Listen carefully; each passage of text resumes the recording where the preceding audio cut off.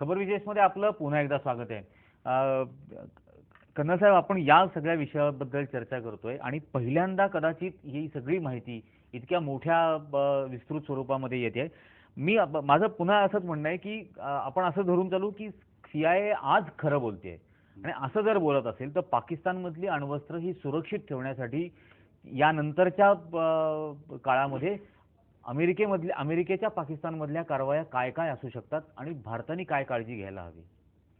हे बघा, पाकिस्तानचं अण्वस्त्र अमेरिकेनेच बनवलेलं आहे, म्हणजे CIAनेच बनवलेलं आहे. म्हणजे आता मी आता बोलतोय आणि तुम्ही म्हणाल की तुमच्याकडे पुरावा काय, अनेक पुरावे आहेत ते दाखवता येतील. प्रश्न असा आहे की जी अण्वस्त्र आहे, पाकिस्तान सैन्य मजबूत आहे.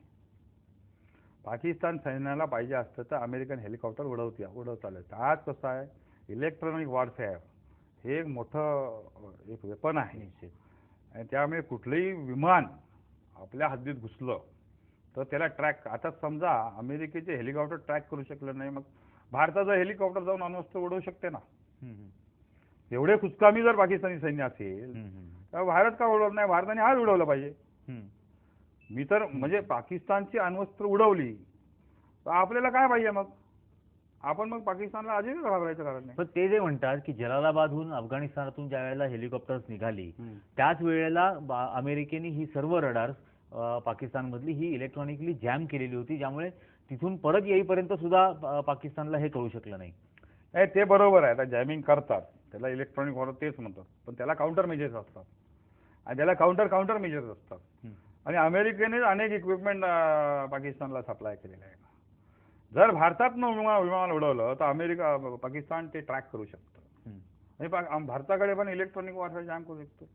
ह्याचा अर्थ म्हणजे पाकिस्तानमध्ये आम्ही जाऊन हल्ला करायला काही हरकत नाही ना आज. आता अमेरिकेने जर समजा हे म्हणतो CIAने केलं, ठीक आहे, CIAने बरोबर केलं, आता त्यांना पाकिस्तान विरुद्ध लढायचं. मग मी विचारतो, मनमोहन सिंग आता हाफिज सय्यदला मारण्यासाठी हेलिकॉप्टर पाठवणार आहेत का? मला अमेरिका काय केलं त्याचं काय करायचं? माझा देश काय करतो बघतो ना. मला तेच विचारायचं आहे की समजा भारताने अशी कुठली एक स्ट्रॅटेजिक ऍक्शन घ्यायची ठरवली की ज्याच्यामध्ये असे हाफिज सईद असेल, दाऊद इब्राहिम असेल, यांना हटवायचं, तर त्याची रिॲक्शन पाकिस्तानकडून येणारी जी असेल ती कदाचित अण्वस्त्रांचा वापर सुद्धा असू शकेल. आणि म्हणून अशा परिस्थितीत भारताने काय काय पूर्व काळजी घ्यायला हवी? आता मॅड थेरी असते, म्हणजे म्युच्युअल अश्युअर्ड डिस्ट्रक्शन. म्हणजे मी अण्वस्त्र मारलं तर तू अण्वस्त्र मारेल म्हणून आम्ही मारायचं नाही. सध्या ह्या पोझिशनला म्हणजे कारगिल युद्धात हे कारण देण्यात आलं होतं की त्यांच्याकडे अण्वस्त्र आहे म्हणून आम्ही हल्ला केला. मग आता पाकिस्तान वाटेल ते करेल, आम्ही हल्लाच करायचं नाही का?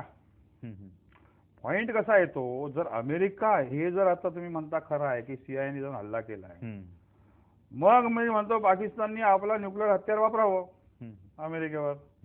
पण नाही वापरणार. विषय कसा आहे, म्हणून लोकांना मूर्ख कसं बनवायचं हा धंदा सरकार करत असतात. दाऊद इब्राहिम कराचीत आहे, सगळ्या जगाला माहिती आहे. दाऊद इब्राहिमने मुंबईतली माणसं मारली आहे, सगळ्याला माहिती आहे. जर आम्हाला पाहिजे असेल तर आम्ही एलिमिनेट करू शकत नाही का? भारत एवढा कमकुवत विकलांग देश आहे. तुम्ही काय सिग्नल देता की अमेरिका जाऊन मारू शकते, पण हाफिज सय्यद ज्यांनी आमच्या 26 नोव्हेंबरला हल्ला केला ताजवर, त्याला आम्ही काय करू शकत नाही. म्हणजे ह्याचाच अर्थ असा आहे की भारताने जाऊन पाकिस्तानमध्ये हल्ला करणं तेवढं सोपं नाही आहे. पाकिस्तान पण तयारीचं आणि सैन्य त्यांचं प्रोफेशनल सैन्य आहे, असं सैन्य नाही आहे. आम्ही त्यांच्या समोर अनेक वर्ष काढलेली आहे. It is a professional army. म्हणून हे थोतांड आहे अमेरिकेचं. हे आता जे झाले, CIAने हँडओव्हर केलं, ह्याला मारून टाका, चालेल आम्हाला, असं त्यांचा डील झाला. तालिबान, पाकिस्तान, अमेरिका, आणि त्यातलं हे घडलेलं आहे. असं जाऊन कुठेही आपण जे म्हणतात असं सर्जिकल ऑपरेशन जर एखादं करायचं असेल अशा पद्धतीचं आर्मीच्या वतीनं भारताला, तर त्यासाठी भारताने काय पूर्वतयारी करायला हवी?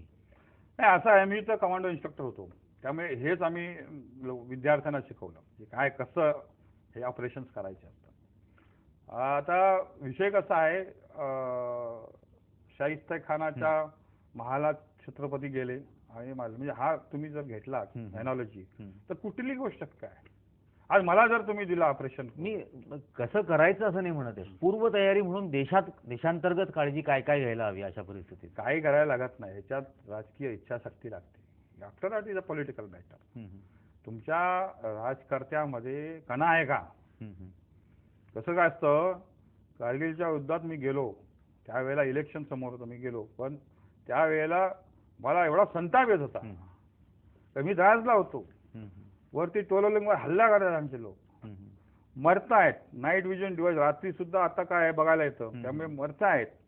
आणि आमच्या राजकर्त्यांच्या मध्ये कणा नाही की तुम्ही जाऊन लाईन ऑफ कंट्रोल काय मागितलं होतं आम्ही पाकिस्तान हल्ला करायला नाही मागितलं होतं. आम्ही काय मागितलं होतं की फक्त लाईन ऑफ कंट्रोलमधनं आम्ही दुसरीकडनं आत जातो ह्यांच्या पाठीमागे, म्हणजे ह्यांना ट्रॅप करतो. हम्म, हे युद्धशास्त्र आहे.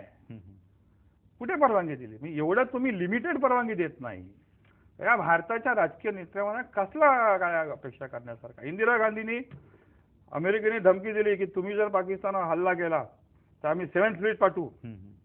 इंदिरा गांधी परत आल्या, 20 वर्ष मैत्री करा, 15 दिवसात पाकिस्तान तोडून टाकला.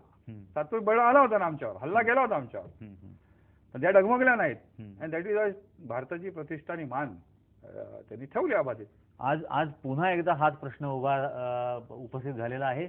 म्हणजे मोडून पडला संसार तरी मोडणार नाही कणा असं म्हणणारा, पण पाठीवरती हात ठेवून फक्त लढ म्हणा असं म्हणणारा सैनिक भारताकडे आहे.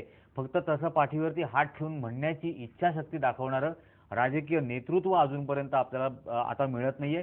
म्हणून आज कदाचित पुन्हा एकदा इंदिरा गांधीच या देशाला आठवत आहेत. आजच्या खबर विशेषमध्ये वेळेअभावी आज इतकंच. पुन्हा आपण खबर विशेषमध्ये भेटणार आहोत उद्या एका विशेष खबरसह.